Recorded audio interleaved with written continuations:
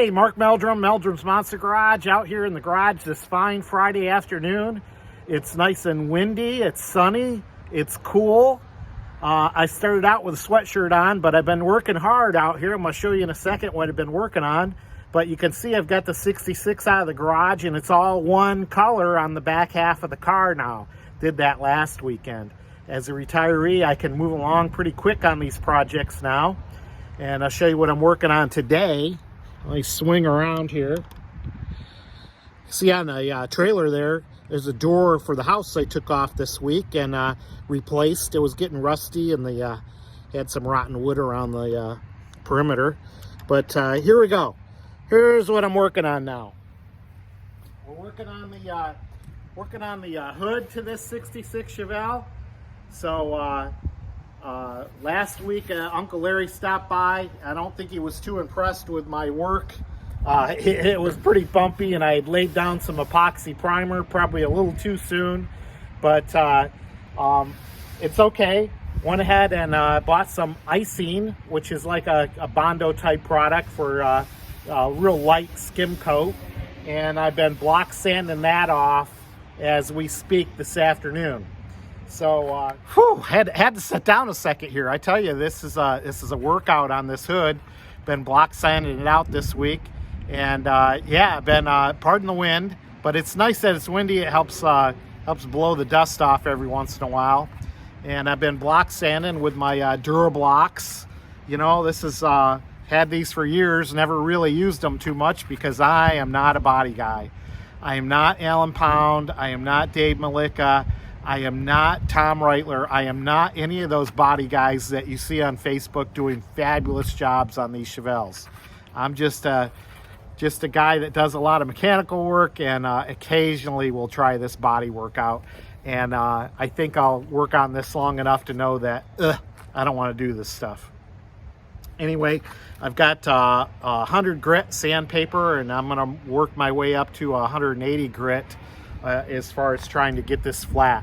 Every once in a while, I put a guide coat on there and try to see where I'm at, see where there's some, when you stripe that Bondo or that ice down, you leave some lines, and you want to sand that out of there too.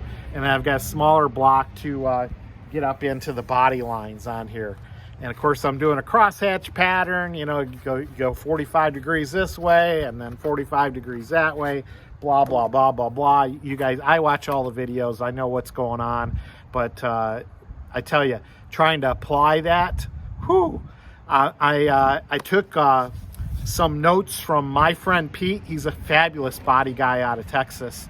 Gives a lot of tips to us kind of guys. And I tell you, he suggests for us amateurs, don't use machinery like these vibrating blocks. And he says use a block sander by hand so you can feel it. You can run your hand across it, see where you're making mistakes, put guide coats down, and work your way down that way. So hey, that's my tips on it. Like I say, I'm not one to give tips, just following what other people are doing. Hey, a big shout out to all my friends and family down in Florida for a horrific week.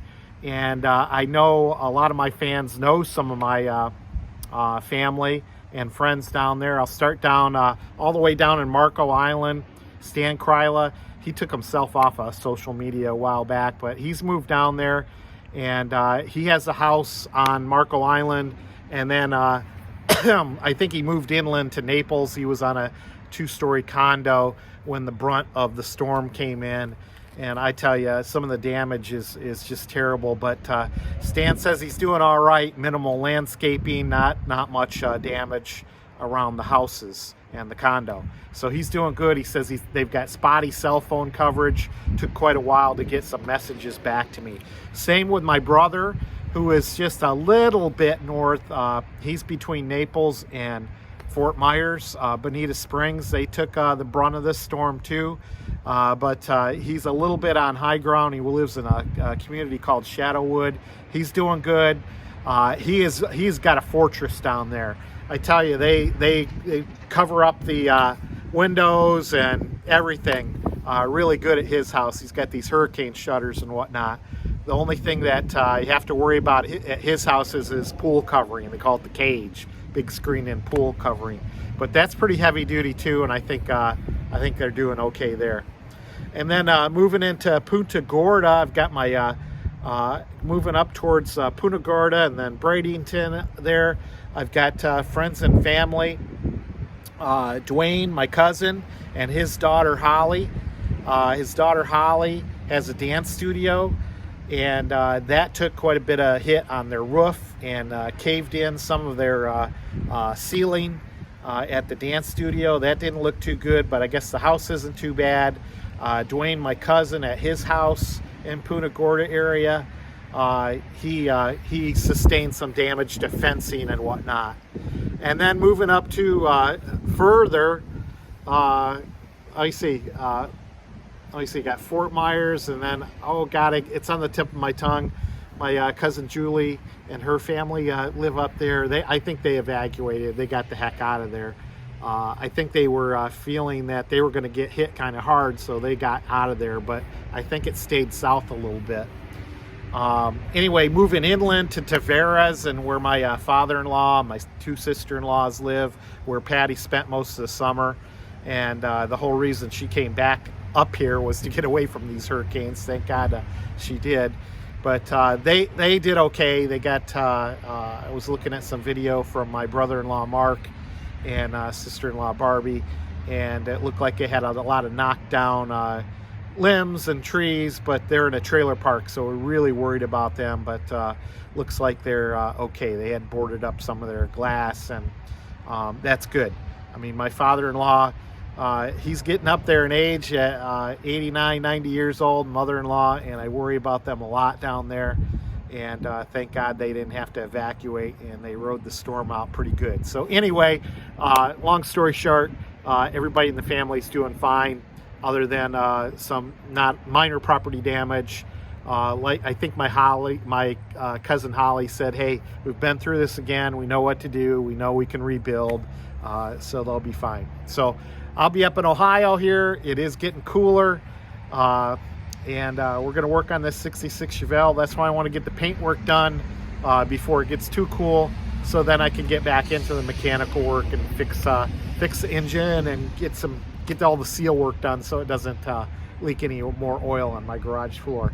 So hey, that's where we're at. I'm not going to do any close-ups on this. You won't be that impressed, but I think once we get some paint on it, it'll look pretty good. And I think Uncle Larry will say, hey, you're doing a lot better than you were last weekend. So there you go. Mark Meldrum, Meldrum's Monster Garage. See ya.